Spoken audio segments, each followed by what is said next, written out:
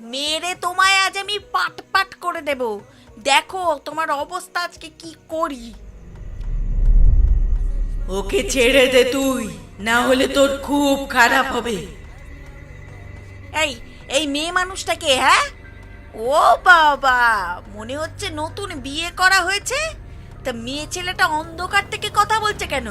সামনে আসুক না দেখি, ওকেও দুটো ঝাঁটার বাড়ি মারি। আমি সামনে আসবো, দেখতে চাস আমায়?